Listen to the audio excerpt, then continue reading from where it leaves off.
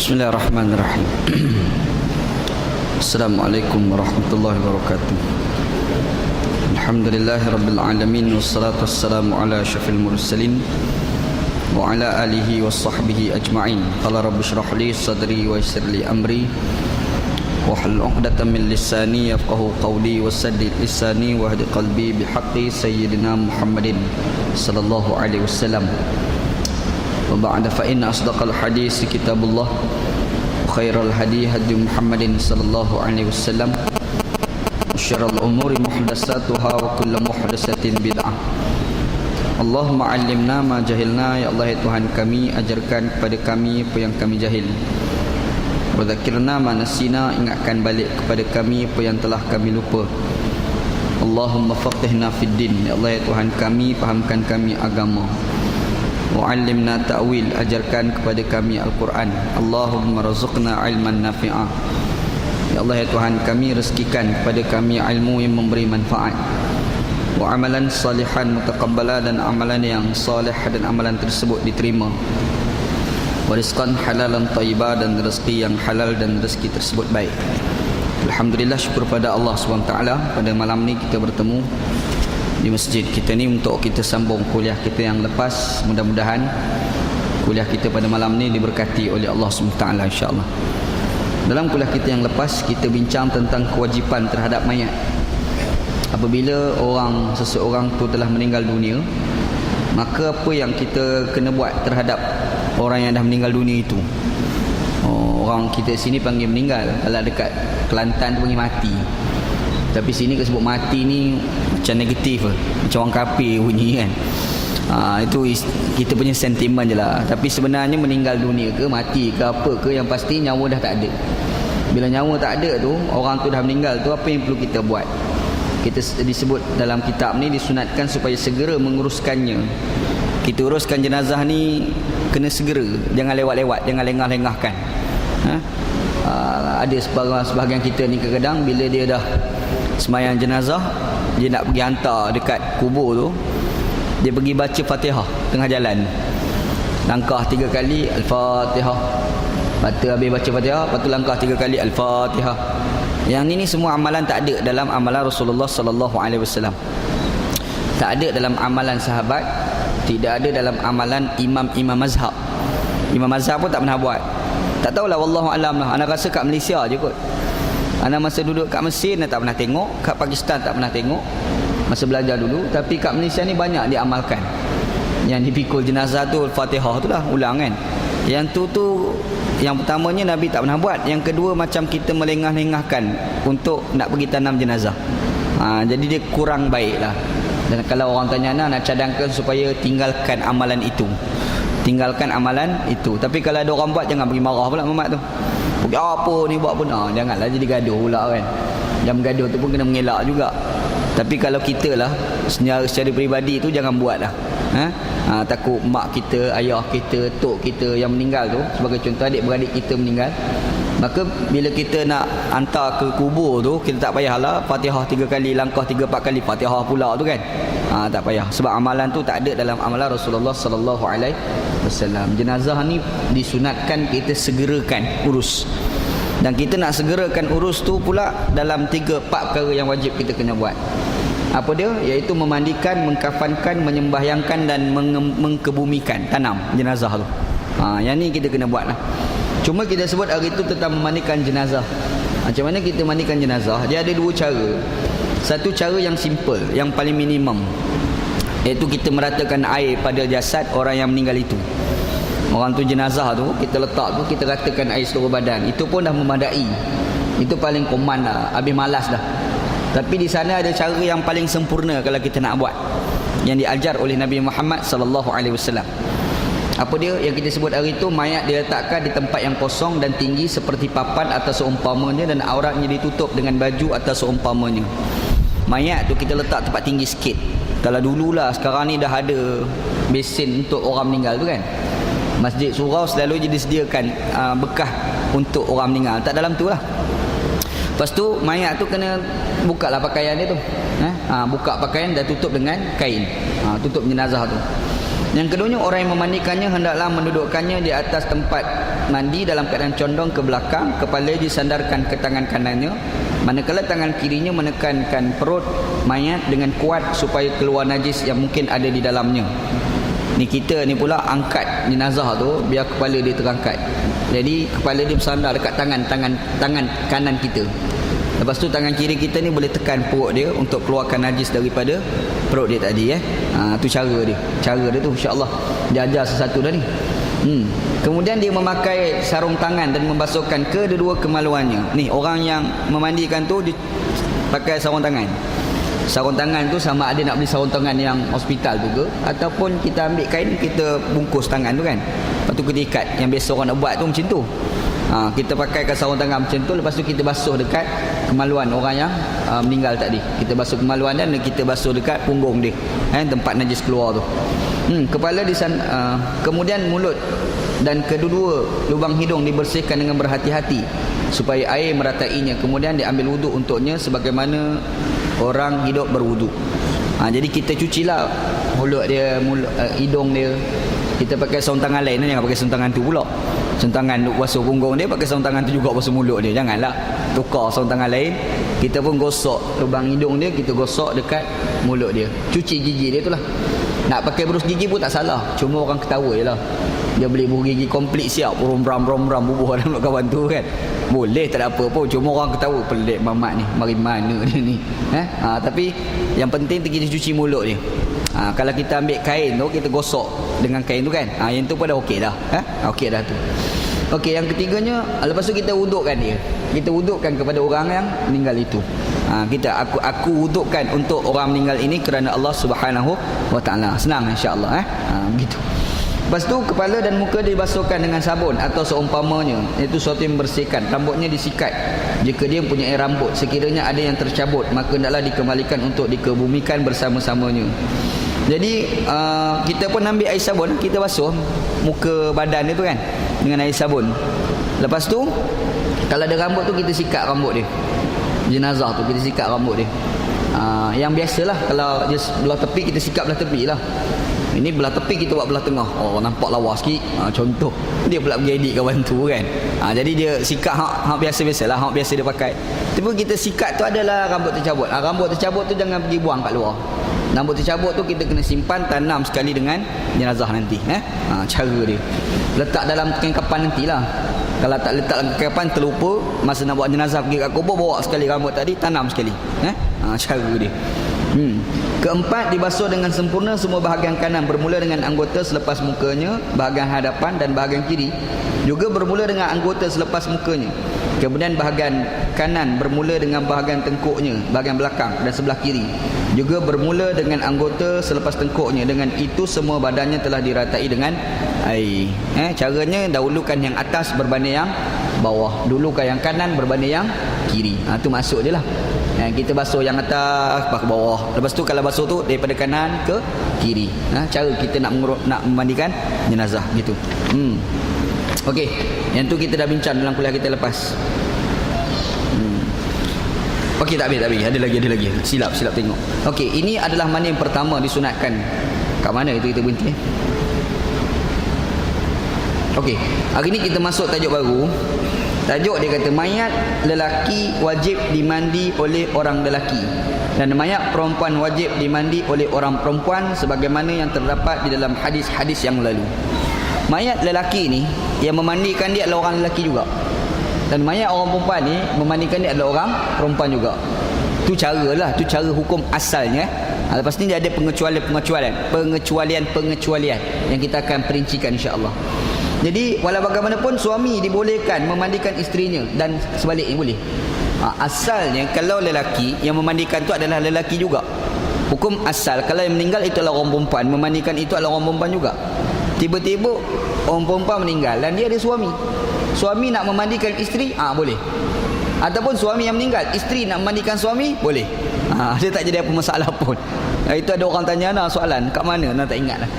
Dia kita tanya, dia kata dekat Mukarramah, Masjid Mukarramah, Sri Damansara. Dia kata ada seorang ni buat keluar fatwa, seorang isteri tidak boleh mandikan jenazah suami dia, suami tidak boleh mandikan jenazah isteri dia.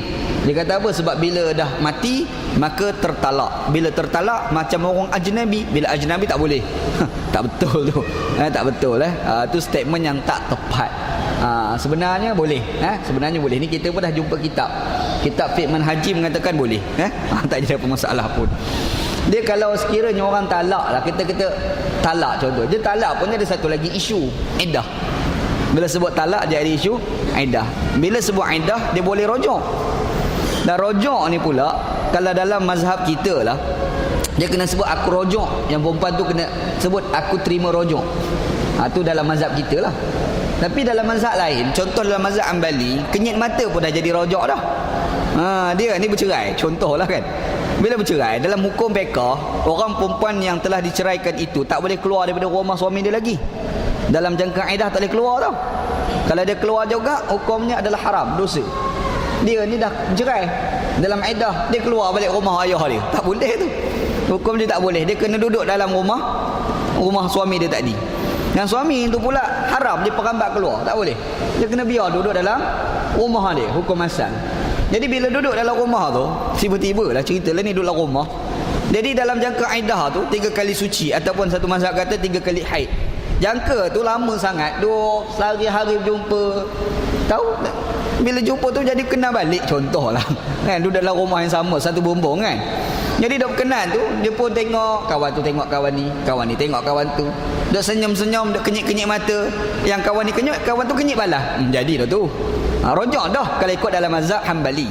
Mazhab Hanbali dia senang dalam bab rojok. Cuma mazhab kita dia kena sebut aku rojok. Yang perempuan dia kata saya terima rojoknya. Dia kena sebut macam tu. Jadi sebenarnya rojok tak adalah susah mana. Tapi dalam jangka iddah tu dia boleh rojok. Dan rojok ni tak perlu nikah lain. Dia rojok, sebut rojok rojok. Betul ada orang katalah saksi seorang masa rojok. Ada mazhab kata saksi itu wajib, ada mazhab kata sunat.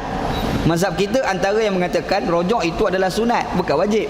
Saksi seorang tu, masa rojok ada seorang saksi tu kan, sunat bukan wajib. Adalah mazhab kata wajib tu. Tapi ada mazhab kata tak, dia bukan wajib, dia sunat sahaja. Jadi kalau kita rojok tanpa saksi pun tak apa. Tapi dekat Malaysia kalau melibatkan mahkamah, dia nak saksi. Itu isu mahkamah lah kan. Kita bukan cerita isu mahkamah, kita cerita hukum asal fiqahnya. Dia kena beza juga hukum asal fiqh dengan hukum mahkamah. Sebab mahkamah ni kena ikut prosedur dia kan. Itu isu lah, kena beza lah dua tajuk tu, tak apalah. Jadi nak ceritanya, masa orang tu bercerai dia ada iddah dia. Bila iddah ni tak perlu nikah lain. Tiba-tiba orang tu meninggal suami dia, ada iddah dia 4 bulan 10 hari. Iddah bagi orang perempuan kematian suami adalah 4 bulan 10 hari jadi kalau sekiranya dia nak mandikan, macam bini dia lagi lah kira-kiranya. Hukum dia macam bini dia lagi. Ingat tu insya-Allah. Nak pesan juga, iddah ni bukan orang perempuan je, orang lelaki pun ada iddah pun. Bagi siapa? Bagi orang yang kahwin 4, dia bercerai dan nak kahwin seorang lagi. Dia bini 4 dah. Contohlah buahlah lelaki ni. Buah bini 4 dah. Jadi dia tengok ada seorang perempuan, dia berkenan. Dia nak kahwin yang kelima, mana boleh? Mana boleh bini 5 orang? Dia kena 4 dia sekat boleh, 5 orang tak boleh. Jadi dia nak kahwin dengan bini yang nombor 5 tu, cara dia kena cerai seorang. Tapi bila dia cerai bini yang seorang tu, jadi 3. Boleh tak terus kahwin bini nombor 5? Tak boleh. Tunggu habis iddah dulu. Iddah perempuan tadi, macam dia pun ada iddah jugalah. Sebab apa? Sebab dalam jangka iddah dia boleh rojok. Tiba-tiba dia dah cerai, dalam iddah dia kahwin seorang lagi, nanti dia rojok jadi masalah pula. Nampak? Jadi hukumnya dia kena habis iddah, baru boleh dia kahwin dengan isteri yang dia nak tadi. Kiranya macam kelima lah, bukan kelima, keempat lah kira-kiranya kan. Maksudnya orang lelaki pun ada iddah juga. Jangan dia kata orang perempuan je ada iddah, orang lelaki pun ada iddah. Cuma orang perempuan iddah dia tujuannya adalah untuk nak membersihkan rahimnya. Itu tujuan iddah bagi orang perempuan. Orang lelaki dia tak timbul rahim-rahim ni. Dia timbul takut-takut nanti bini jadi 5 orang. Dan bila 5 orang tu dah tak betul lah. Hukum dia begitu insya-Allah. Dia beringat juga. Ada orang ni kadang-kadang dia kahwin dengan seorang perempuan. Dia kahwin dengan seorang perempuan. Dia kenal pula dengan adik bini dia. Contoh. Ni andaian Tapi anak rasa berlaku. Dia kadang berlaku kes-kes macam ni. Dia dulu masa mengorak dulu, dia mengorak adik kawan tu. Contoh. Tapi lama berpisah, jumpa dengan kakak kawan tu. Dia tengok muka macam iras, dia tak pernah tanya yang kawan tu rupa-rupanya ada adik. Contohlah. Tengok Ira dia kata macam girlfriend lama ni. Menikah. Bila menikah balik rumah tengok lah ni girlfriend aku lama ni. Sudah. Dia berkenan ke adik pula. Jadi dia nak kahwin dua orang, dua-dua adik-beradik, mana boleh? Isteri dua-dua adik-beradik tak boleh. Syariat Nabi Muhammad haram, tak boleh lah. Tapi kalau syariat Nabi Yaqub boleh. Dia syariat Nabi dulu boleh, syariat Nabi Yaqub boleh. Nabi Yaqub AS ni dia ada dua isteri, dua-dua tu adik-beradik. Tu Nabi Yaqub AS tu syariat dulu, syariat Nabi Muhammad tak boleh. Kita tak boleh himpun dua adik-beradik, dua isteri tak boleh. Tiba-tiba kita berkenan dengan adik, kita tak berkenan dengan kakak lah. Sebab dah lupa adik ni girlfriend lama, lupa habis kakak contoh lah. Dia nak impun dua tak boleh. Cara dia kena bercerai dengan kakak tadi. Tapi boleh tak lepas dia bercerai dia nak kahwin dengan adik tadi? Tak boleh. Habis iddah dulu. Habis iddah baru boleh kahwin dengan adik. Faham tak? Hukum fiqh tu kena ambil kira juga tu. Kadang-kadang ada ni hak jenis buah-buah ni. Dia buah-buah ni kita kena ajar juga hukum pada pokok buah-buah ni lah. Hak buah ni lah ada, hak laki buah ni. Kan? Ada ke? Rasa berlambak ni. Kan? Okey, tak apalah cerita tu, sini balik. Jadi isteri boleh memandikan jenazah suami. Suami boleh memandikan jenazah si isteri boleh, dibenarkan dalam syariat. Sekiranya tidak terdapat orang yang akan memandikan mayat perempuan kecuali lelaki ajnabi atau sebaliknya, maka gugur kewajipan memandikannya dan digantikan dengan tayamum. Nak cari lelaki seorang lah mati, nak cari orang lelaki lain mandi tak ada, perempuan semua. Contohlah kat mana tak tahu ni, contohlah kita jatuh kat satu tempat, situ semua perempuan, kita seorang lelaki, mampu gitu. Contohlah kan, mati lelaki ni, nak mandi macam mana? Ni perempuan semua ni. Ataupun kita pergi perempuan satu-satu tempat, lelaki semua, dia seorang perempuan. Macam mana? Mati perempuan tu, nak mandikan macam mana? Sudah jadi masalah. Jadi caranya adalah dia tidak boleh dimandikan mayat itu, tetapi digantikan dengan tayamum. Ganti dengan tayamum. Sebab apa? Kalau mandi kan dia banyak masalah lah Syekh, perempuan dengan lelaki tu. Kan? Banyak masalah lah, sebab bila kita nak mandikan jenazah dia akan timbul isu aurat. Itu jadi masalah tu kan. Jadi disebabkan nak mengelak daripada fitnah-fitnah tadi, maka digantikan dengan tayamum. Tayamum tu apa dia? Muka dengan tangan sahaja kita sapu debu. Ambil debu, tepuk muka, satu lagi tangan. Jangan seluruh badan pula. Habis dia gosok satu badan kawan tu. Yang tu ambil kesempatan lah pula. Kan? Tak boleh. Kita sebut ni tepuk muka, tepuk tangan. Ingat, tayamum ni dia bukan ganti wuduk ke ganti mandi wajib. Anggota dia sama je. Muka dengan tangan je. Ingat, dia mandi wajib, air tak ada, dia nak tayamum, dia rolling dalam debu. Tu mengarut. Kan? Mana tahulah air tak ada ni, mesti cerita air ni. Dia pergi kat mana, dia rolling, guling-guling kan. Kita pun tengok kau jauh. Ni Pak Haji mana pula ni, dia guling-guling ni kan. Pergi dekat tanya, Pak Haji kenapa guling ni? Malam mandi wajib, air tak ada, jadi kena guling lah debu, tayamum. Ayah dia. Nombor tak betul semua tu. Cara dia muka dengan tangan sahaja. Tak susah mana pun insya-Allah. Baik. Ketahuilah tujuan memandikan mayat disyariatkan ialah untuk memulia dan membersihkannya. Tujuan kita mandikan jenazah ni nak membersihkan mayat itu dan nak memuliakan mayat itu. Itu tujuan dia. Oleh itu mandi diwajibkan kepada setiap orang Islam yang mati, kecuali mereka yang syahid di medan jihad, sebagaimana yang akan kita ketahui lah. Kalau orang perang fisabilillah tu cerita lain. Dia pergi perang kat mana? Palestin, Syria, mana perang tu lah, jihad fisabilillah. Duk perang mati, mayat dia dalam medan peperangan. Adakah kita kena mandikan jenazah? Tak payah. Kita ambil jenazah dia dengan pakaian dia siap, tanam macam tu je. Tanam macam tu. Dalam mazhab kita Syafi'i, orang mati syahid tak perlu disemayangkan jenazah dia. Tapi dalam mazhab Hanafi, mayat orang mati syahid tetap disemayangkan. Kenapa imam kita tak boleh semayangkan jenazah? Imam kita kata tak boleh. Sebab dia kata mayat itu ada darah dia. Jadi darah tu najis. Kalau darah tu najis, makanya kalau kita semayangkan jenazah dalam keadaan dia bernajis, tak boleh. Sebab kita nak semayangkan jenazah mesti mandikan dulu kan. Kenapa kita mandikan dulu? Ada najis ke apa tu kita buang, maknanya mayat tu dah bersih. Bila dah bersih, kita semayangkan jenazah dia. Sekarang dia orang mati syahid, darah tu najis. Bila darah tu najis, kita nak semayangkan tak boleh dah, sebab mamat tu bernajis.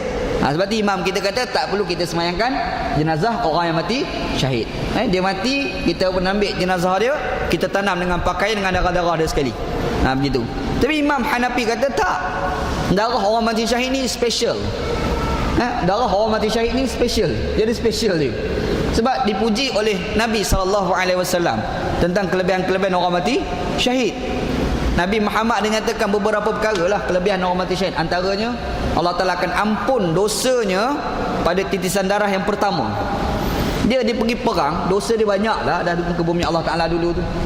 Jadi dia adalah dosa berzina ke apa ke, pergi berjihad fisabilillah, orang tembak mati dan dia pun ikhlas kerana Allah. Habis dosa-dosa dia tu diampunkan oleh Allah Ta'ala semata-mata dia syahid fisabilillah. Kecuali kalau dia berhutang dengan orang. Berhutang tak boleh. Kalau melibatkan orang, kok mana pun kena minta halal. Sebab tu berhutang ni berat tau, berhutang ni. Kalau hutang, tak bayar hutang, wow, masalah oh. Itu susah oh nak jawab. Ya? Sebab nak masuk syurga bagi orang mati syahid tu tergantung.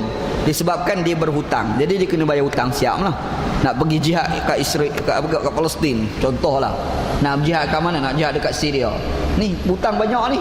Dilihat dulu bayar hutang. Ataupun cari kawan mana, tolong bayar hutang aku. Kawan tu kata tak apa. Hutang kau semua aku uruskan. Kita pun pergi berjihad, selamat banyak.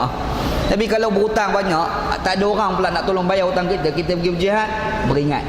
Memang niat nak mati syahid, tapi takut mati syahid nak masuk syurga pula jadi susah. Sebab apa? Berhutang dengan makhluk ni kan, kena beringat banyak lah. Begitu. Dia susah tau. Ini nak sebut beza di antara dosa kita dengan Allah dengan dosa kita sesama kita. Dia tak sama. Hukukul ibad muqaddamatun ala hukukillah. Kaedah ada sebut, kaedah fiqh sebut hak-hak hamba didahulukan daripada hak Allah Subhanahu wa taala. Kita pergi musafir, bila kita musafir kita ada keringanan dia. Sembahyang 4 rakaat boleh jadi 2, sembahyang yang berasingan boleh digabungkan. Padahal sembahyang ni hukum Allah. Sembahyang ni adalah hak Allah yang kita kena tunaikan untuk Allah. Sembahyang 4 rakaat. Dan kita musafir bukan urusan Allah. Kita musafir ni urusan kita. Musafir tengok bola, contohlah kan, musafir tengok bola. Ada orang minat bola, dia sanggup pergi tengok bola sampai ke England. Ada. Anda pernah jumpa orang Sungai Buloh ni lah. Orang Sungai Buloh ya, bukan jauh mana pun. Ada seorang ni, profesor dia ni, Profesor Pencin. Anda jumpa dia semangat, dia pergi surau semayang tu, dia pakai baju bola, dia ambil muffler tu, tak tahu, muffler bola. Anak kata semangat Pak Haji sampai semayang jemaah pun pakai macam ni kan. Dia punya kuat bola, memang kuat gila Pak Haji ni. Anak pun respect lah cerita bola dengan dia ni. Memang yalah macam anak tak minat bola, tak masalah. Anak tak minat tengok bola, tapi anak minat tengok orang tengok bola. Nampak orang tengok bola ni lagi pandai daripada orang main bola. Betul. Tengok dia komplain tu, ini Zainal Abidin Raub letak jawatan tu. Kalau tengok cara dia ulah tu, cara sembang tu kan. Jadi kadang-kadang orang yang minat bola ni, dia duit rasa terlebih sikit, dia sanggup pergi ke England semata-mata nak tengok bola. Ada. Anda jumpa, dia kata ustaz saya pun boleh pergi England ni. Oh, ada apa je? Tengok anak belajar ke? Tak, pergi tengok bola. Uish, anak kata tak masuk main Pak Haji ni.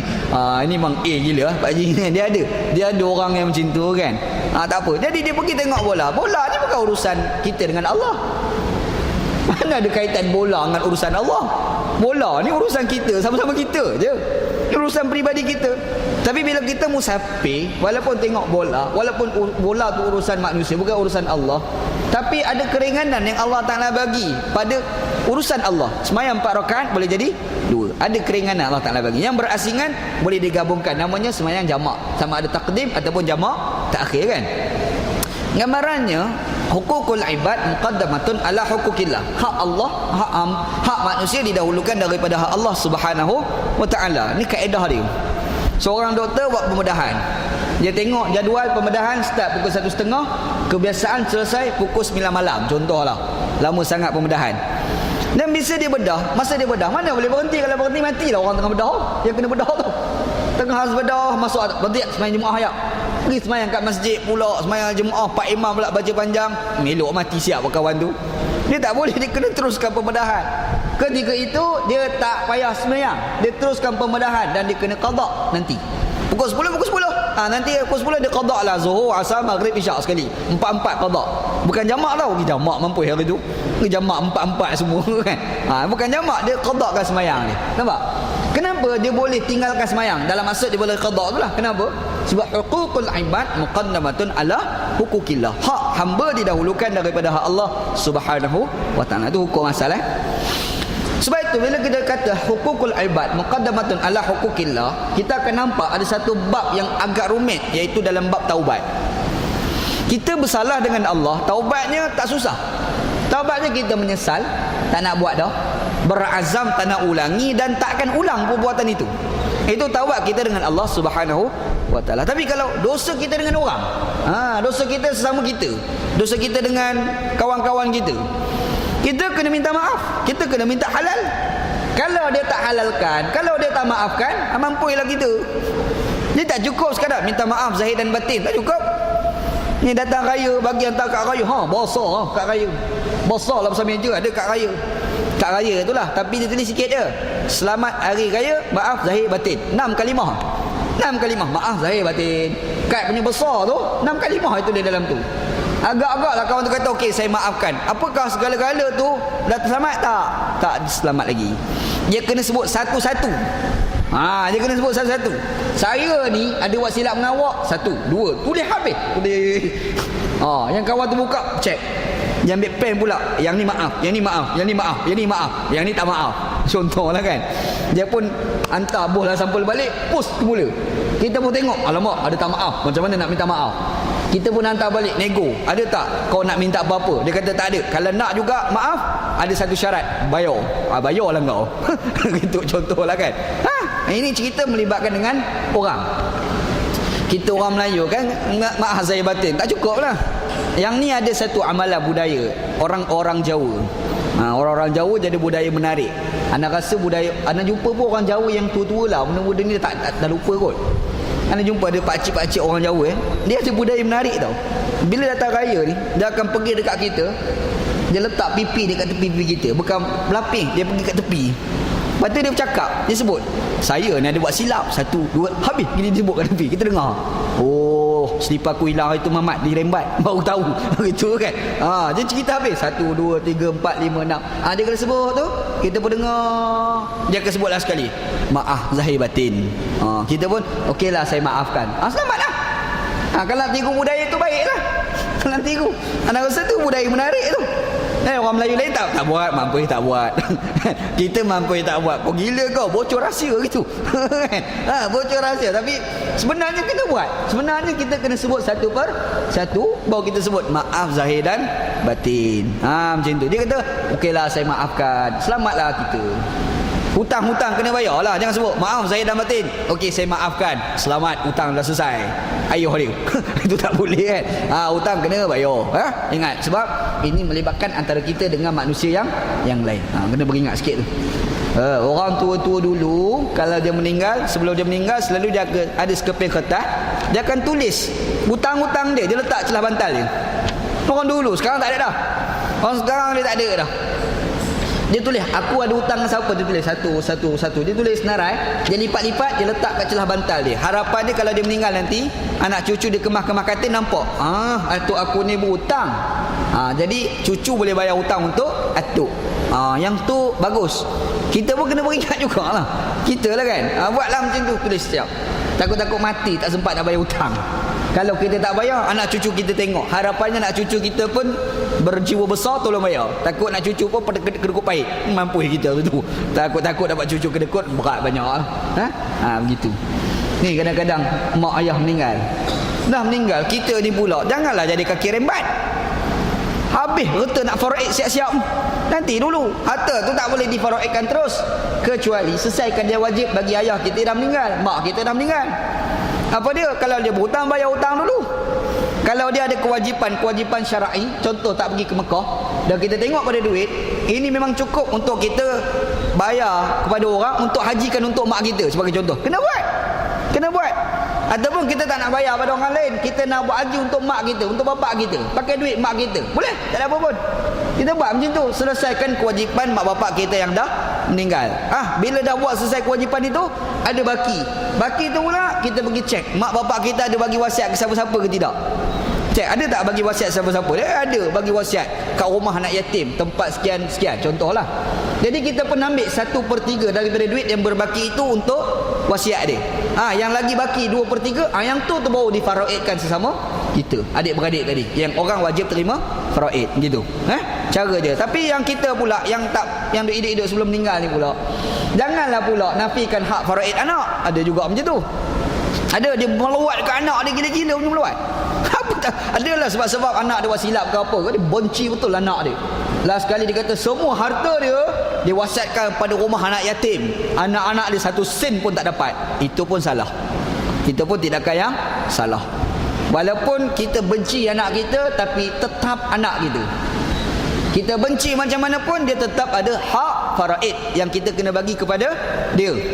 Nak bagi wasiat tu 1/3 daripada seluruh tadi. Yang tu je boleh. Yang berbaki tu kok mana pun anak ada hak, kita kena bagi hak itu kepada anak tersebut. Tu beringat ni. Jangan jadi macam orang kafir kat barat ni lah. Orang kafir kat barat tu dia benci anak dia. Dia sayangkan anjing dia sebab anjing dia duduk dengan dia. Last sekali dia bagi wasiat segala harta-hartanya diserahkan kepada anjing tadi. Anjing tu pun pening macam mana nak guna. Mana ada anjing pergi kedai beli barang. Tapi nak macam mana orang kafir, agama tak ada. Last sekali dia buat macam tu kan. Ni pun satu masalah juga. Ada ni kadang-kadang orang Melayu kita pun ada perangai macam tu lah. Kita kena buanglah perangai tak elok. Ambil lah perangai yang telah diajar oleh Nabi Muhammad sallallahu alaihi wasallam, insya-Allah. Gitu. Okey, yang kedua, mengkafankan jenazah. Sekurang-kurang cara mengkafan yang dituntut ialah mayat dibalut dengan selai kain yang menutup seluruh badan dan kepalanya sekiranya dia tidak berada dalam keadaan berihram. Macam kita biasa tak pergi ke Mekah ni kan. Sekurang-kurangnya ambil sekeping selai kain tu, kita tutup bungkus sekali. Itu pun dah okey dah. Itu paling koman dah tu. Kan? Ini musim-musim tak ada kain lah contoh. Mana tahu selalu orang catu air, ini catu kain. Contohlah. Kain pun tak ada sebagai contoh. Makanya bila kita nak kafankan jenazah, paling koman sekeping kain. Kita tutup jenazah sekali balut tu kan. Yang tu pun dah memadai sebenarnya lah. Ihram cerita lain, ihram. Yang diwajibkan ialah pakaian atau kain yang menutup aurat menurut pendapat yang lebih sahih, yang boleh kadar tutup aurat. Habis tak ada kain lah, boleh tutup aurat dia, itu pun dah okey dah. Lelaki pusat hingga lutut kan, daripada pusat hingga lutut. Ingat, dari pusat hingga lutut. Bukan ada orang kata pusat dan lutut, salah tu. Pusat dan lutut, tutup pusat tutup lutut lah. Karut lah kan. Daripada pusat hingga lutut. Yang tu kalau tak ada kain sangat, dah tak ada kain sangat, macam mana nak tutup jenazah ni? Cari kain macam mana pun, pusat hingga lutut. Dah tak ada kain, tengok kain sejadah. Sejadah pun jadilah sejadah. Ambil sejadah buat bungkus tu kan, paling koman. Tapi habis-habis lagi kalau ada kain, tutup biar mayat tu sendiri boleh tertutup. Tu cara dia, cara kapan tu. Cara yang sempurna ialah sekiranya mayat tersebut lelaki, maka dikapan dengan 3 kain putih. 3 kain putih. Cari 3 kain putih, bungkus lapis, 2 lapis, 3 lapis. Itu maksud dia. Setiap satu berukuran dengan kadar panjang mayat dan lebarnya sekira-kira boleh membalut seluruh badan. Lebar tu boleh satu badan mayat tu lah. Boleh bungkus satu mayat tu kan. Cara dia. Makruh dikapankan dengan selain kain putih. Kita nak guna kain biru sebab dia orang BN. Contohlah. Kuat sangat BN, dia tak boleh ada kain biru. Contoh. Kenapa kau biru kuat sangat ni? Contoh. Ataupun orang PAS lah, dia suka sangat, tak boleh, kena hijau. Makruh. Tak boleh. Yang buat kerja bodoh lah. Mana tahu ada buat kerja bodoh macam tu. Dia kuat PAS. Kalau PKR tu, yang tu lah kain biru muda tu. Tak boleh, kita orang PKR. Contoh. Bodoh tu, tak payahlah. Yang kita cerita ni kain putih. Nak guna kain lain tak haram, tapi perbuatan itu adalah makruh. Begitu. Mana tahu kerja bodoh. Sekarang kan ramah bodoh-bodoh ni. Buat kerja bodoh-bodoh ni berlambak sekarang ni. Betul Syekh. Anda tak faham macam mana orang boleh lompat parti sampai nak tergugat satu kerajaan semata-mata anak perempuannya nak kahwin ni. Kan bodoh nama dia. Betul tak? Anak perempuan nak kahwin, tapi disebabkan anak perempuan nak kahwin, dia sanggup ni nak gugat sebuah kerajaan. Padahal itu bangang tahap gaban. Orang Terengganu ada istilah atas pada bodoh, gong dia panggil. Gong ni atas pada bodoh lah, tanya orang Terengganu. Orang Terengganu tahu istilah tu kan. Anda tak faham tau, nak cerita kan orang bangang kan ramai sekarang ni. Jadi adalah satu lagi kebangangan, ada orang nak buat lah contoh. Mayat dia nak kapankan dengan kain biru sebab dia orang BN. Nak kapankan dengan kain warna hijau sebab dia orang PAS. Dia nak kapankan dengan kain warna biru muda sebab dia orang PKR. Padahal bangang. Jangan kerja bodoh macam tu. Tak payahlah. Buat cara betul-betul je lah. Yang Nabi ajar cantik dah pakai cara Nabi sallallahu alaihi wasallam. Susah orang main politik ni. Politik untuk kebaikan rakyat. Itu makna politik. Kalau kita belajar politik Islam, kalau orang belajar kitab politik Islam, apa benda politik? Kata Yusuf Al-Qaradawi, al-qiyamu ala syai'in bima yaslahuhu. Itu makna politik. melaksanakan sesuatu perkara yang boleh memberi kemaslahatan kepada rakyat. Itu mana politik. Orang hari ni dia main politik bukan kemaslahatan kepada rakyat. Dia main politik sebab nak naikkan orang yang disokong. Betul tak? Maka dia fitnah, dia buat tu, dia buat macam-macam dia buat. Yang dia duk bergaduh-gaduh tu, yang rakyat ni satu sen pun tak untung.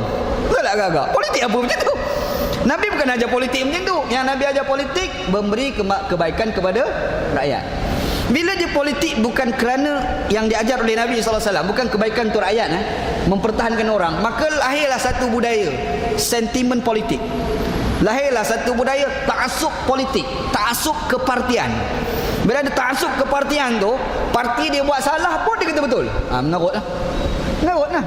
Bila benda salah dikatakan sebagai betul, itulah yang Nabi Muhammad sebut asabiyah. Yang Nabi kata laisa minna man da'a ila asabiyah, wa laisa minna man qatala ala asabiyah, wa laisa minna man mata ala asabiyah. Qila man al asabiyyah ya Rasulullah? Qala Rasulullah an tansura akhaka ala zulm. Nabi kata bukan di kalangan kami orang yang menyeru kepada asabiyah. Bukan kalangan kami orang yang berperang atas dasar asabiyah. Bukan di kalangan kami orang yang mati atas dasar asabiyah. Sahabat tanya, yang orang asabiyah itu macam mana? Nabi kata, saudara kamu buat salah, kamu kata betul. Itulah asabiyah. Asabiyah ni bukan perkauman je. Perkauman tu salah satu makna asabiyah. Kalau kita ni, parti kita, yang parti kita ni buat salah pun kita kata betul, itu pun asabiyah juga. Faham tak? Saudara kita buat salah, kita kata betul, asabiyah lah. Itu yang Nabi larang. Orang yang salah tetap salah walaupun kawan kita. Orang yang betul tetap betul walaupun musuh kita. Tu kena faham juga tu. Faham tak konsep tu? Islam ajar cantik dah. Orang dia tak faham. Dia pergi takrifkan asabiyah tu, definisikan asabiyah dalam kerangka yang cukup sempit. Hanya perkauman je diterima sebagai asabiyah. Itu silap. Perkauman salah satu makna asabiyah. Tapi bila sebut asabiyah, dia luas daripada makna asabiyah. Di sana ada lain maksud bagi asabiyah. Orang dah faham juga. Hari ni ramai macam tu. Hari ni orang main politik, dia politik tu jadi asabiyah. Politik dia bukan politik untuk memberikan kebaikan kepada rakyat. Berlaku lah hari ni. Beringatlah kita ni kan, orang Malaysia ni. Orang Malaysia ni nak rasa bangsa kuat main politik kot. Nak rasa lah. Wallahualam kan. Dia rasa. Jadi bila dia kuat politik tu, bagus kuat politik. Sebab kalau orang betul-betul kuat politik, rakyat akan untung. Sepatutnya lah. Kalau orang kuat main politik, sepatutnya rakyat untung. Hari ni orang kuat main politik, rakyat tak untung. Rakyat tak untung. Sebab politik dia asabiyah, bukan politik cara Nabi Muhammad sallallahu alaihi wasallam. Begitu. Macam-macam lah keluar politik hari ni. Pergi demo lah, apalah. Nak pergi bakar bangunan orang. Alah, bongok betulnya kerja. Aku tak faham apalah, jadi bodoh macam tu. Cukuplah aku tu orang. Padam-padam sini balik. Okey, tak. Makruh dikapankan dengan selain kain putih, makruh. Kain biru, hijau, bla bla bla tu makruh. Kain putih kena kapan. Juga makruh dikapankan dengan sesuatu yang menyerupai baju kemeja atau menutup kepala je dengan sesuatu menyerupai serban. Dia ni masih hidup suka pakai baju kot. Je tanam dengan kot-kot sekali. Tak ada kerja semua ni. Kan perbuatan itu adalah makruh. Boleh, tak ada apa pun, tapi makruh. Dia pakai mamat ni hidup ke jubah. Ambil jubah pakai sarung mamat tu, tanam pakai jubah. Boleh tidak? Boleh, tetapi hukumnya adalah makruh. Dia tidak digalakkan gitu. Al-Bukhari dan Muslim meriwayatkan daripada Aisyah radhiyallahu anha katanya, Rasulullah sallallahu alaihi wasallam telah dikapankan dengan 3 helai kain kapas suhuliyah yang putih, tidak ada padanya baju dan serban. Jenazah Nabi sallallahu alaihi wasallam tu, Aisyah radhiyallahu anha sebut masa kapankan betul-betul kain, serban pun semua tak ada. Tu Nabi sallallahu alaihi wasallam, jenazah Nabi. Kita ni jenazah kita sebab dia pak lebay, maka dia tanam jenazah, dia ambil kain pula buat serban atas kepala kawan tu. Wow, lagi hebat daripada Nabi pula. Kan? Janganlah. Pak lebay macam mana pun, itu bukan contoh yang terbaik. Contoh yang terbaik adalah Nabi Muhammad sallallahu alaihi wasallam. Ikut cara Nabi sallallahu alaihi wasallam. Maksud kain kapas suhuliyah adalah kain putih dan bersih yang hanya diperbuat daripada kapas. Ada ulama menyatakan kalimah suhuliyah adalah dinisbahkan kepada sebuah daerah yang terletak di Yaman. Itu makna kain suhuliyah. Jadi jenama lah kain zaman Nabi. Zaman Nabi salam pun bukan tak ada jenama tau. Jenama ni ada. Macam kita kan, orang zaman sekarang ni ada pakaian berjenama, Adidas. Contohlah kan.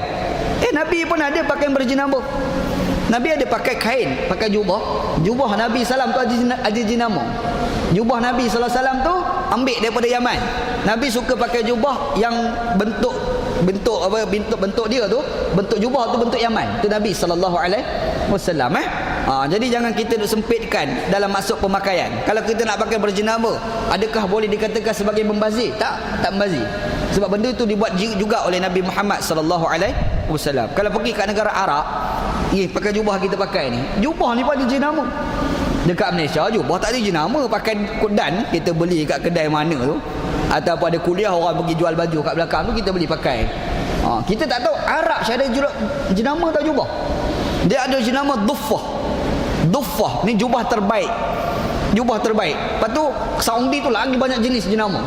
Lepas tu dia punya sendat tak sendat, semua tu ada. Dia ada. Kalau orang Arab dia tahulah. Jubah saja pada jenama. Kita Malaysia jenama tak ada. Dia tengok kalau Thailand buat, dia dah nampak dah. Ni collar tak ada, tapi ada zip kat atas. Ni Thailand. Orang-orang tani buat kan. Itu kita. Tapi jenama tak ada. Nabi Muhammad SAW pun pakai jubah berjenama. Jadi kalau kita nak tiru style berjenama ni, boleh, tak ada apa pun. Benda tu memang tak salah dari sudut Islam. Ingat insya-Allah. Ada ni kadang dia radikal tau. Islam dia anda pun tak faham lah macam mana cara pemahaman Islam dia. Dia terlalu faham Islam tu mengikut bentuk dia. Bila dia faham Islam bentuk dia, yang berjenama tak boleh. Tak boleh ni jenama-jenama membazir. La ilaha illallah. Cuma dia faham, aku tak faham. Kan? Ini semua salah. Kadang Islam ni kalau kita kaji elok memang cantik. Dia memang sesuai dengan naluri kemanusiaan itu sendiri. Tu Islam gitu. Okey, sini balik. At-Tirmizi dan lainnya meriwayatkan bahawa Nabi SAW bersabda, "Ilbathu min siyabikumul bayadha fa innaha khairu thiyabikum wa kaffinu fiha mautakum." Kata Nabi SAW, pakailah pakaian kamu yang berwarna putih. Nabi SAW galakkan kepada kita berpakaian berwarna putih. Nabi galakkan. Tapi bukan makna pakai baju warna lain tu tak elok. Jangan faham macam tu pula.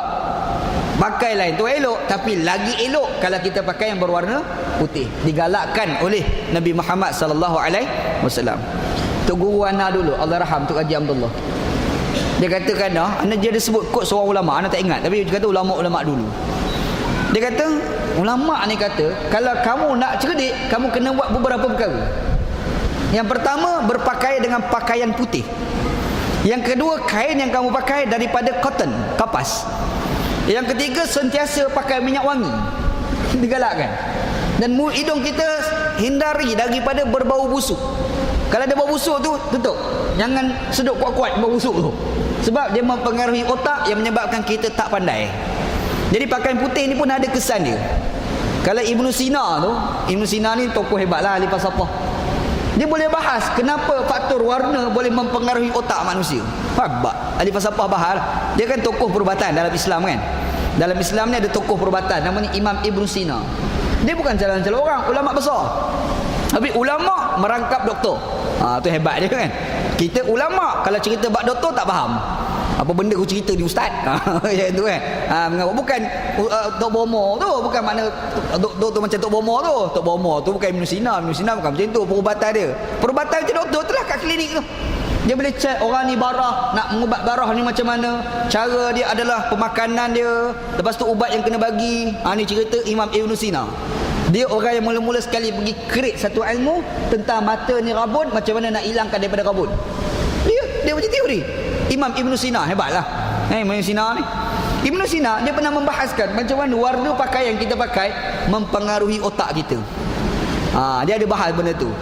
Adalah kalau nak cerita panjang, anda pun tak berapa nak amal sangat Ibn Sina, ada tengah baca pasal Ibn Sina. Tapi menarik dalam perdebatan yang dikemukakan oleh Imam Ibn Sina. Sebab tu Tok Guru Anak, Allah rahmat Tuhan, dia ada pesan. Dia kata kalau nak pandai antara benda, dia ada sebut kod ulama. Anda tak ingat ulama mana. Dia ada sebut ulama. Dia kata buat ni, yang pertama pakai baju warna putih. Kita selalu melazimi berpakaian dengan pakaian berwarna putih. Yang kedua dia kata kain sendiri daripada cotton. Terbaik. Yang ketiga ni selalu berbau wangi. Pakai minyak wangi tu. Minyak wangi. Dan Arab ni dia suka warna bau wangi. Tok guru Arab dia suka bau wangi. Sebab tu tok guru Arab ni selalu cerdik. Hafalan dia orang kuat. Betul. Anda masa belajar Azhar dulu, anda tengok Pak Arab ni ingatan masya-Allah. Hebat, kagum. Orang Pakistan, hebat, kagum. Ingatan orang kuat. Masuk kelas tak pernah buka kitab masa mengaji. Tapi bila tu guru tanya, jawab sepatah-sepatah boleh jawab. Hebat betul. Kita ni susah cerita tak bawa, memang tak ingat lah. Yang bawa kitab pun tak ingat Kita memang mengaji, bawa kitab siap mengaji. Habis kuliah kita tanya, tahu tak ingat bawa kitab dah tu. Kan? Ustaz dah mengajar bawa kitab ni. Habis mengajar, lepas tu tanya, Ustaz tadi Ustaz cerita tadi macam mana? Alamak, anak tak ingat, kena buka balik. Ustaz mengajar pun tak ingat. Boleh tahu Ustaz. Cerita yang dengar telenggak lagi tak ingat. Kan? Tapi orang Pakistan ni, anak pernah jumpa mengaji tak bawa kitab tapi ingat. Alhamdulillah. Allah Ta'ala bagilah istimewa kepada mereka kan. Tapi kalau kita cek memang ada istimewa dia. Antaranya orang-orang Pakistan ni memang suka pakai kain katan. Dia punya kurta tu daripada kain katan. Pelajar-pelajar madrasah kat sana lah kan? Pakai baju warna putih. Lepas tu dia suka pakai minyak wangi. Out. Nama minyak wangi tu out. Out ni kita jumpa kawan-kawan kita tabligh yang suka kawan tabligh kita pakai. Cuba tanya kawan-kawan kita tabligh, ada bawa out tak? Nanti dia bagi out. Selalu orang tabligh suka bawa itu. Anak pun suka jugalah dululah. Sekarang ni tak ada kat jual Malaysia. Mahal Syekh. Out ni mahal tak mahal? Anak duduk kat Pakistan. Botol besar ni, betul besar ni. Adalah jari kecil ni, botol minyak RM200 ke? RM200 botol besar ni. Tapi ambil satu titik letak kat baju, seminggu lekat kat baju. Satu tap sikit dia melekat kat baju tu seminggu. Kita basuh tu ada lagi bau. Dah orang Pakistan suka pakai. Jadi kalau selalu pakai, kita dah teringat balik, tunggu kita bagi tahu, boleh kuat ingatan. Rupa-rupa dalam hadis Nabi sallallahu alaihi wasallam, Nabi memang galakkan kita berpakaian dengan pakaian berwarna putih. Nabi galakkan, ilbasu fi thiyabikum bil bayad. Al-bayad. Kata Nabi sallallahu alaihi wasallam, ilbasu min thiyabikum al-bayad. Kamu pakailah pakaian ni berwarna putih. Digalakkan oleh Nabi sallallahu alaihi wasallam. Yang kedua, fa innaha khairu thiyabikum. Kerana warna putih ni pakaian terbaik bagi kamu. Bukan sekadar tu, kata Nabi sallallahu alaihi wasallam, wa kafinu fiha mautakum. Kamu kalau nak tenang jenazah pun pakailah kain yang berwarna putih. Disebut oleh Nabi sallallahu alaihi wasallam. Gitu. Baik. Sekiranya mayat tersebut perempuan, sunat dikapankan dengan lima helai kain putih. Kalau lelaki tadi 3 helai, kalau perempuan 5 helai kain gitu. Iaitu selai kain sarung yang menutup daripada pusat hingga badannya yang paling bawah, sehelai kain yang menutup kepalanya, selai baju yang menutup daripada atas badannya hingga kurang sedikit daripada kain sarung, dan 2 helai kain yang dibalut ke seluruh badannya. Nombor 1 tu kepala dia, macam pakai tudung tu kan. Buatlah macam mana pun letak kain dia ajar macam pakai tudung tu. Lepas tu daripada badan ni sampai dekat pusat, satu lagi daripada pusat sampai ke bawah. Lepas tu 2 helai lagi bungkus mayat tu kan. Tu cara dia. Macam pakaiankan ke dia lah. Kita ambil kain tu, kita potong-potong bentuk macam tudung kat kepala. Lepas tu macam badan, baju sampai dekat para pusat. Lepas tu daripada pusat tu pula satu kain sampai ke bawah. Dah 3 helai dah kat situ kan. Lepas tu 2 helai, selai tu bungkus, satu lagi helai bungkus. Kira-kira 5 helai kain. Tu cara kita buat kepada jenazah perempuan gitu. Ini berdasarkan riwayat Abu Daud dan lainnya. Nabi SAW telah memerintahkan supaya anak perempuan baginda Ummu Kalsum dikapankan dengan keadaan sedemikian. Benda ni memang diajar sendiri oleh Nabi SAW. Ini sekiranya mayat tidak berada dalam keadaan berihram. Sekiranya mayat berada dalam keadaan berihram, maka wajib dibuka kepalanya, mayat lelaki. Tanam tu kepala ke buka. Ni Mekah tu lah kan? Ihram ni dekat Mekah sahaja. Tempat lain tidak ada ihram kecuali orang-orang Buddha. Tok Sami Buddha tu lah pakai ihram, mana kain kuning tu kan. Yang tu biar ke dia lah, itu bukan Islam tu, memang lah dia kan. Kita cerita Islam ni, kalau duduk dekat Mekah tu pakai ihram, bila tanam jenazah kepala tu kena buka. Kena buka. Biar ke Pak Arab tahu dah buat macam mana kat sana. Sebagaimana dalam hadis yang menceritakan tentang seorang lelaki yang mati dalam keadaan berihram lalu dipijak oleh untanya, manakala hukum membuka muka mayat perempuan yang berada dalam keadaan berihram samalah hukumnya dengan kepala mayat lelaki. Mayat perempuan dekat muka pakai ihram tu kan, buka dia punya muka. Cara dia. Wajib menggunakan kain kapan daripada jenis yang diharuskan bagi mayat memakainya sekiranya dia hidup.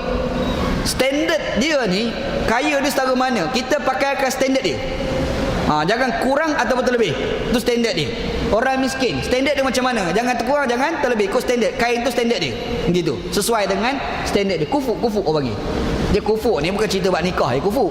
Rupa-rupa kalau kita nak berpakaiankan kepada orang dah mati itu pun ada kufuk dia. Dia lah bak kahwin pun ada kufuk juga tau.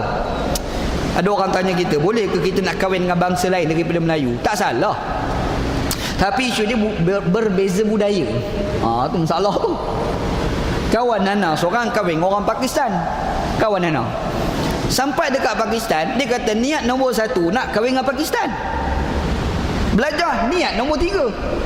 Belajar niat nombor 3. Sampai Pakistan memang dia usaha nak kahwin sungguh. Dan memang dia dapat kahwin. Memang ilmu tak dapat kat Pakistan. Sebab dia kata niat belajar nombor 3. Kalau tak niat nombor 2 tahan lagi. Nombor 3 letak jauh ni. Dapatlah Pakistan seorang kahwin, alhamdulillah. Balik Malaysia, orang Kedah.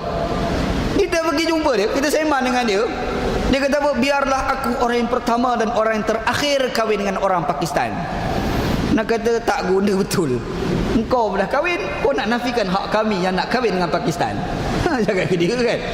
Ingat dia seorang terliur kahwin Pakistan. Apa? Aku tak ada niat. Yelah Pakistan tak nak kat aku lah. Masalah hidung aku tak mancung kan. Masalah kita pula kan. Jadi rupa-rupanya tanya kenapa. Dia kata memang tak boleh. Sebab budaya kita tak sama. Dia kahwin dengan orang Pakistan. Ni kalau Pakistan Malaysia ni lain lah. Tu dah jadi Melayu dah. Ni dia kahwin dengan orang Pakistan, bawa balik Malaysia. Budaya dia tak sama dengan budaya kita. Nak perubahan budaya tu. Perubahan budaya tu jadi masalah tu. Last sekali jam dengan Pakistan tu kan. Mak dia ni orang Kedah, orang kampung yang minat tengok menantu pakai kain batik. Pakistan mana kerti pakai kain batik? Pakai kain batik dia pakai seluar lah. Pakai seluar kurta dia tu kan. Pakai kurta, kita tak pakailah kain batik. Dia kata benda reti. Itulah. Kita pun terima lah. Mak kita ni terasa hati kan. Dia kata biarlah aku orang pertama dan orang terakhir kahwin dengan Pakistan. Ni masalah budaya, kufuk. Kalau kau boleh hadapi tak apa. Kahwin, lepas tu kita boleh hajar sampai sudah ikut budaya kita, tak apa, tak ada masalah apa pun. Kalau tak buat kan. Ataupun kita pula berbudaya dengan budaya dia pun tak ada masalah apa pun. Ini masalah budaya tak sama dengan kita, kadang-kadang kita pula tak selaras dengan budaya dia. Tu kena beringat juga. Masalah kaya miskin pun kena ambil kira juga. Kita orang miskin nak kaya, kahwin dengan orang perempuan orang kaya. Yang dia daripada kecil sampai ke tua, cara sampai ke besar, cara hidup dia mewah. Yang kita daripada kecil sampai ke besar nak kahwin dengan dia ni haprak, miskin. Tiba-tiba kahwin dengan dia, dia dah tak biasa dengan budaya dia, kita dengan budaya kita tak sama, jadi masalah. Jadi masalah kan. Sebab tu faktor kufur pun perlu diambil kira. Tapi kufur ni bukan benda yang wajib. Kufur ni bukan benda yang wajib. Bermaksud kalau sekiranya kita boleh hadapi, maka tak ada masalah apa pun. Nak kahwin dengan orang yang lebih kaya pada kita, kita rasa tak apa, aku boleh kahwin, aku boleh hadapi. Ada perempuan tu sendiri dia boleh turunkan standard daripada biasa kaya kepada orang biasa, tak ada apa pun. Itu pun tak jadi apa masalah pun. Tapi benda tu kena diambil kira juga, takut-takut jadi masalah di masa akan datang. Islam ada bahau dalam macam tu. Ni bab nikah lah ni, kalau nak kahwin. Oleh itu tidak harus dikapankan mayat lelaki dengan kain sutera. Kaya sangat dah tu. Kain sutera perembat. Tanam kapan jenazah kain sutera kan. Tak boleh. Jangan buat perangai macam tu. Sepatutnya kapas yang di atasnya diletakkan sejenis ubat atau kapur, diletakkan pada bahagian-bahagian mayat yang berlubang dan anggota sujudnya. Letak. Kita letak kapur ke apa, minyak wangi, supaya tempat-tempat yang boleh berbau busuk tu terhindar daripada berbau busuk. Itu memang digalakkan. Kain-kain kapan yang membalutkan sepatutnya diikat dengan perca kain, kemudian dibuka kembali ketika di dalam kubur. Masa kita nak kapan tu, kita ikat ujung sebab kita ikat dengan perca kain tu kan. Tapi bila lubang kubur, kita buka ikatan, kita buka kepala ke apa tu, kita buka kain, bukan buka kain buka macam tu, kita buka tali tu je. Masa kita tanam jenazah dalam lubang kubur begitu. Habis yang seterusnya menyembahyangkan jenazah, semayangkan jenazah. Insya-Allah kuliah akan datanglah. Wallahu a'lam.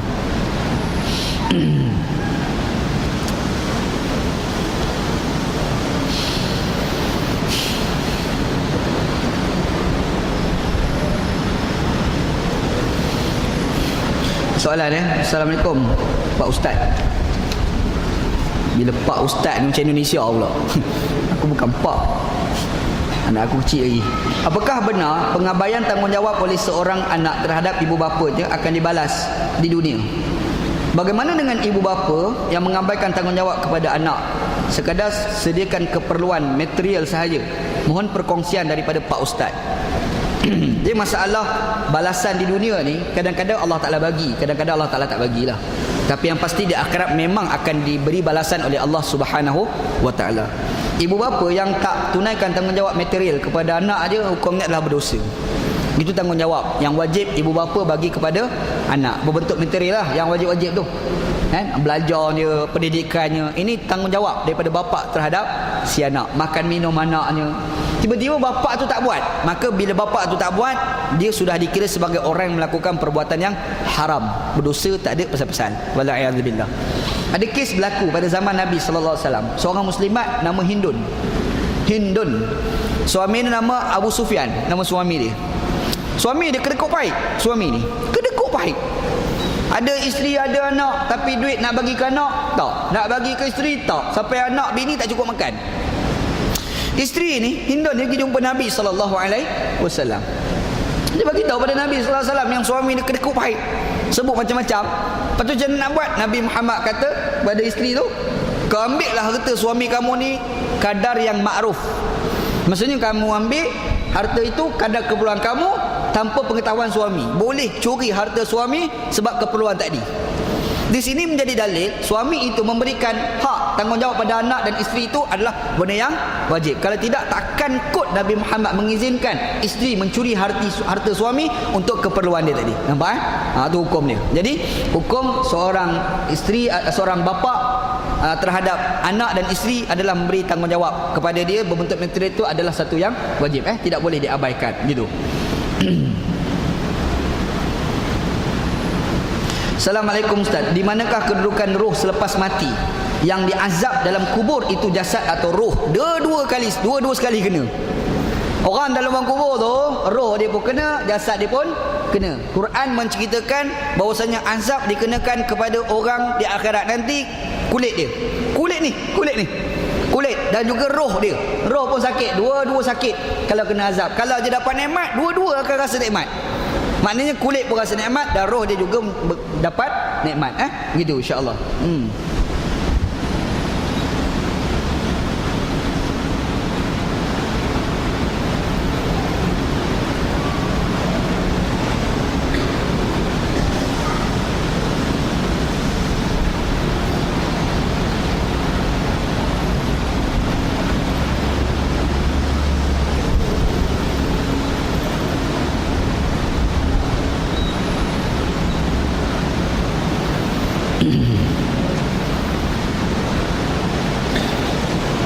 Okey, ini soalan lain sikit luar daripada kuliah kita ni. Di dalam kuliah ada seorang ustaz bagi tahu ketika hukuman hudud dijalankan hanya orang beriman sahaja yang boleh saksikan dan di dalam masjid. Benarkah? Soalan. Ni pasal hudud Hudud ni dikenakan kepada orang Islam dan juga dikenakan kepada orang bukan Islam. Hudud Tetapi ada beberapa perkara dalam hudud yang tidak dikenakan kepada orang bukan Islam, iaitu dalam perkara itu bukan jenayah dalam agama dia. Contoh macam arak. Kalau arak atau bukan jenayah dalam agama bukan Islam, makanya tidak dikenakan hukuman hudud dalam kesalahan arak tadi. Ataupun dalam agama ni satu jenayah, dalam agama dia pula ada hukuman terhadap jenayah tersebut, maka hudud tidak dikenakan kepada orang bukan Islam. Contohnya macam zina. Ada agama mengatakan zina adalah salah dan jenayah. Makanya bila jenayah, macam mana orang bukan Islam itu? Kita pergi tanya agama dia, ada tak hukuman dalam agama kamu? Ada. Maka diserahkan kepada agama dia, maka tidak dikenakan hukuman hudud. Tapi kalau benda tu jenayah dalam agama dia, jenayah dalam agama kita, agama dia tidak ada hukuman, maka hukuman itu adalah hudud bagi orang bukan Islam itu. Faham tak? Contoh hukum orang mencuri. Mencuri ni semua agama kata jenayah. Tak ada agama kata mencuri tidak jenayah. Tiba-tiba dalam agama dia tidak ada hukuman bagi orang yang mencuri. Islam ada hukum potong tangan. Makanya orang bukan Islam itu yang duduk dalam negara orang Islam dikenakan hukuman hudud, potong tangan juga. Tu hukum asal je lah. Ni hukum asal Masalah perlembagaan tu tajuk lain. Masalah kita ni bukan cerita hukum fiqh. Masalah Malaysia ni masalah pertemuan di antara undang-undang kerajaan negeri dengan undang-undang kerajaan pusat. Perlembagaan dengan undang-undang tubuh kerajaan negeri, undang-undang tubuh. Jadi dia beza situ lah. Dia ada beza sikit lah. Okey, bila kita sebut orang bukan Islam pun dikenakan hukuman hudud, makanya kalau orang dikenakan hukuman, boleh tak orang Islam nak tengok dan orang bukan Islam nak tengok sama? Hukumnya dua-dua boleh. Orang Islam pun boleh tengok, dan orang bukan Islam nak hadir nak tengok hukuman dikenakan pun boleh. Contohlah kita terlaksananya hudud, hukum potong tangan kepada pencuri. Quran menyatakan hukuman itu perlu disaksikan kepada orang. Maksudnya orang rakyat tu kena panggil berimpun ramai-ramai, kita laksanakan di hadapan orang ramai. Orang pakat tengok. Jadi yang nak datang tu adakah orang Islam je tak? Orang bukan Islam pun boleh datang sama untuk melihat hukuman itu dijalankan. Ni kawan kita kata ada ustaz bagi tahu orang Islam je boleh hadir, orang bukan Islam tak boleh hadir. Tak tepat. Pandangan itu tidak tepat. Sebenarnya orang bukan Islam pun boleh hadir. Begitu. Cuma timbul masalah dekat Saudi. Dia tak bagi rakam. Rakam tak boleh. Sebab apa? Sebab kalau rakam masuk YouTube, bila YouTube dia orang edit tu, bila edit kadang-kadang hukum yang baik sudah dilihat sebagai tidak baik. Dia bimbang kat situ.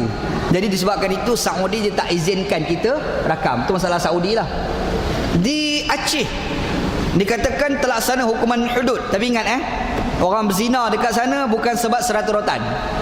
Dekat Aceh. Dekat Aceh orang berzina sebatan sebanyak 6 rotan sahaja. Jadi lebih kurang Malaysia je kan. Tu cerita hukuman hudud lah. Hudud ni ada negara dah dilaksanakan, tapi kebanyakan negara yang melaksanakan itu gagal.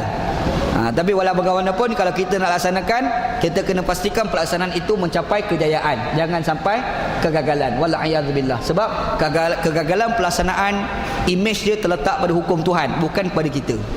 Memang kesalahan tu pada kita, bukan hukum Tuhan. Tapi bila gagal, orang tak nampak kita, orang nampak hukum Allah. Jadi bimbang, imej Islam tu akan jadi rosak. Wala'iyadzubillah. Begitu. InsyaAllah.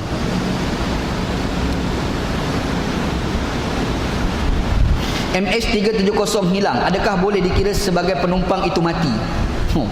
Macam mana ni? MH370 hilang, jadi penumpang tu mesti mati? Tak. Hilang tak semestinya mati. Kadang-kadang hilang tapi tak balik lagi. Tu je. Mana tahu akan datang balik. Nak kata mati macam mana?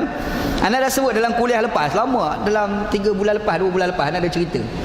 Kalau sekiranya penumpang itu hilang, oranglah hilang, tak tahu hidup ke mati, macam mana keadaan dia? Dia tetap dikira sebagai orang yang tak mati. Dia tetap dikira sebagai orang yang tak mati, kecuali ada bukti menandakan yang dia mati. Macam mana dia mati tu? Sama ada secara yakin ataupun secara zon. Yakin ni confirm, tengok mayat dia. Tengok mayat tu sama ada tengok betul ataupun tengok dengan gambar yang dipercayai. Itu pulang lah. Itu abang yakin. Satu lagi zon. Zon ni kapal terbang MH370 memang nampak sungguh dekat lautan Hindi. Memang nampak sungguh tu, nampak kapal. Dan bila kapal tu jatuh ke lautan Hindi dengan daratan tu pula terlalu jauh, secara logiknya mati. Itu panggil zon. Nampak? Zon. Baru boleh kita kata mati. Tapi kalau kita tengok tu nampak macam kapal terbang, tapi fikir-fikir nampak macam kayu balak Taib Mahmud, contohlah kan. Yang tu tak boleh kata confirm mati, tu zon, tak boleh pakai tu. Itu baru waham. Waham ni sangkaan-sangkaan yang tidak berasas. Faham tak? Jadi waham, bila waham maka dia tak boleh dikatakan sebagai mati, tak boleh. Jadi bila dia tidak boleh dikira sebagai mati, tak bolehlah kita nak sembahyang jenazah orang tu. Tak boleh nak sembahyang jenazah. Kalau dia ada harta, tak boleh difaraikan siap, tak boleh. Tak boleh. Kalau dia ada isteri, dia tak boleh terus diisytiharkan sebagai janda, tak boleh. Tak boleh. Tapi ada hukum fiqh dalam menyelesaikan perkara-perkara ini. Hari tu anda ada kuliah panjang dah. Anda rasa tak payah ulang lah kot. Anda kuliah cerita panjang lebar dah. Macam mana nak selesaikan masalah kalau sekiranya seorang suami tu hilang, isteri dia macam mana nak selesaikan. Kalau ada harta, bila boleh difaraikan. Ada cerita kuliah lepas lah. Ni orang dah rakam, nak cari dalam YouTube ke. Faham panjang dah hari tu. InsyaAllah.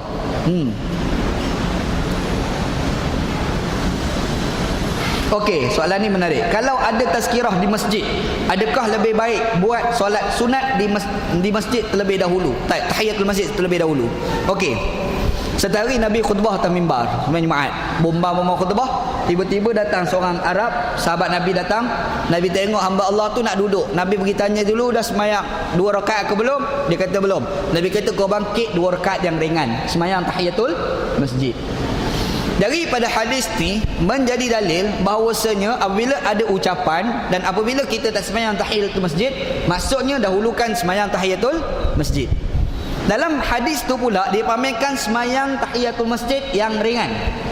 Dalam maksud kita sembahyang itu kita baca yang wajib-wajib dah, jangan baca yang sunat.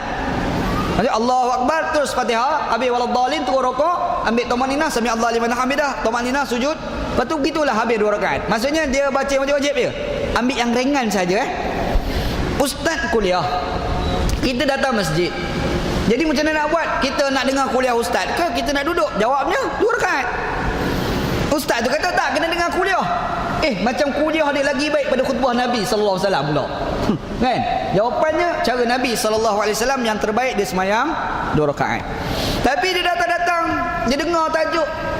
Macam sedap pula. Kalau semayang tak khusyuk, takut semayang nak dengar ustaz tu kuliah pula kan. Contohlah dia turun duduk. Bila dah duduk, automatik dah tak boleh nak tahiyatul masjid. Dia tahiyatul masjid ni selama mana belum duduk. Selama mana belum duduk. Kalau dah duduk, maka tidak ada lagi tahiyatul masjid. Kita mari masjid, orang bang zuhur siap dah.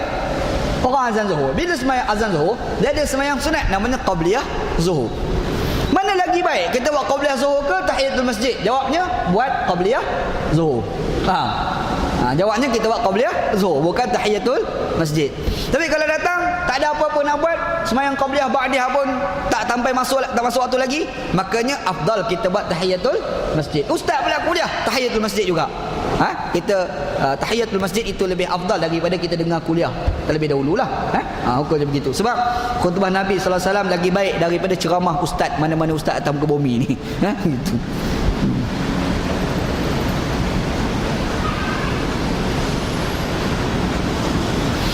Macam mana solat sunat yang dibuat dalam keadaan tidak tamakninah? Adakah sah solat sunat itu? Tidak sah mengikut mazhab Syafi'i. Walaupun semayang sunat, tapi rukun-rukun semayang itu tetap rukun. Nanti dia kata semayang ustaz, semayang sunat tu ustaz, makanya rokok sujud pun sunat juga. Ayah dia faham macam tu bukan? Walaupun semayang tu semayang sunat, tapi perbuatan semayang itu tetap dikira sebagai rukun. Bermaksud rukun wajib dijaga. Kalau dia tak jaga, maka semayang dia tidak sah. Semayang sunat antara rukun tamakninah. Tamakninah kena jaga. Mazhab kita lah. Mazhab Hanafi tamakninah tak ada. Tamakninah ni bukan bawah kategori rukun. Dalam mazhab Hanafi tamakninah di bawah kategori sunat. Jadi tak buat apa tak apa dalam mazhab dia. Mazhab kita tak. Tamakninah rukun, makanya kalau orang tak buat rukun maka semayangnya tidak sah walaupun semayang sunat sekalipun. Gitu. Wallahu a'lam. Sallallahu ala sayyidina Muhammad wa ala alihi washabbihi ajma'in. Walhamdulillahirabbil alamin. Bismillahirrahmanirrahim. Alhamdulillahirabbil alamin. Wassalatu wassalamu ala asyrafil mursalin wa ala alihi washabbihi ajma'in. Allahumma rzuqna ilman nafi'a. Ya Allah ya Tuhan kami, rezekikan pada kami ilmu yang memberi manfaat. Wa amalan salihan mutaqabbala, dan amalan yang salih dan amalan tersebut diterima. Wa rizqan halalan thayyiban, dan rezeki yang halal dan rezeki tersebut baik. Rabbana atina fid dunya hasanah. Ya Allah ya Tuhan kami, berikan pada kami kehidupan kami di dunia baik. Wa fil akhirati hasanah, dan juga di akhirat baik. Wa qina adzabannar, selamatkanlah kami daripada azab api neraka. Wa sallallahu ala sayyidina Muhammad wa ala alihi washabbihi ajma'in. Walhamdulillahirabbil alamin. Taqabbalallahu minna minkum. Jadi kalau kita mendengar kuliah